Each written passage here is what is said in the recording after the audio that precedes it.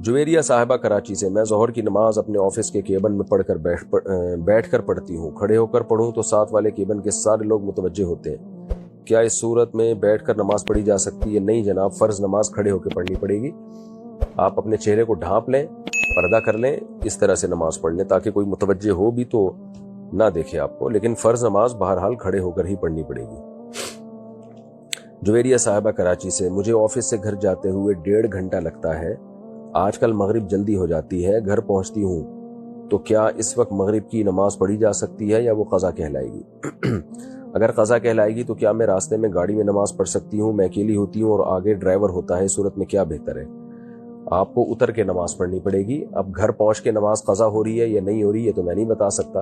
आप टाइम देख लें।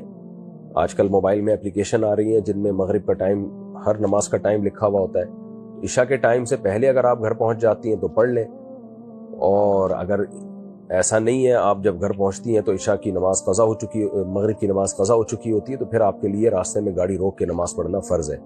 आप ड्राइवर से कह दें भाई गाड़ी साइड पे लगाओ, मैंने नमाज पढ़नी है। हिम्मत करनी पड़ती है नमाज के लिए,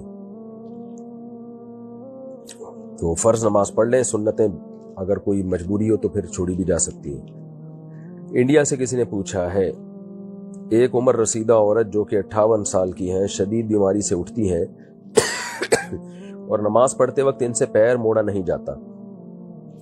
इसके अलावा वो नमाज पढ़ लेती हैं और क़ज़ाए हाजत के लिए भी टॉयलेट चेयर इस्तेमाल करती हैं। वैसे चहल कदमी आराम से कर लेती हैं। इनकी नमाज का तरीका क्या है?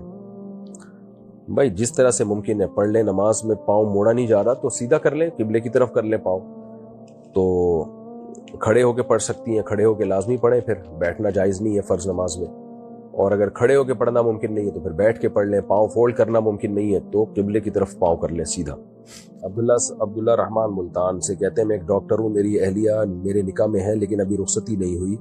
वो भी डॉक्टर हैं और हम दोनों एक दूसरे से बातचीत जब करते हैं तो मेरे जिस्म से पानी निकलता है जिसको मदी या मनी कहते हैं। मैंने आपकी वीडियो में सुना है कि आप फरमाते हैं कि ये नापाक नहीं है, जिस जगह पर लगे इस जगह को धो लें। नहीं जी, मैंने ऐसा कुछ नहीं कहा, ये नापाक है। अच्छा, जिस जगह पर लगे इस जगह को धो लें तो उन्हीं कपड़ों में नमाज पढ़ी जा सकती है। लेकिन मुफ्ती साहब, अगर ये खुश्क हो जाए तो ये पता लगाना भी मुश्किल है कि कपड़े पर किस जगह लगा है, क्योंकि ये बिल्कुल पानी की तरह होती है, निशान नहीं छोड़ती, तो किस जगह को धोएं?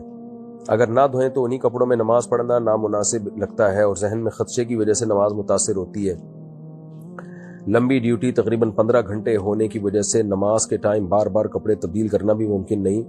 मेहरबानी फरमाएं, इस वजह से काफ़ी अरसे से मेरी नमाज क़ज़ा हो रही है और मुझे आहिस्ता से डिप्रेशन हो रहा है। नमाज क़ज़ा करना अकबरुल कबाइर है, कबीरा गुनाहों में भी सबसे बड़ा गुनाह है, खूब समझ लें।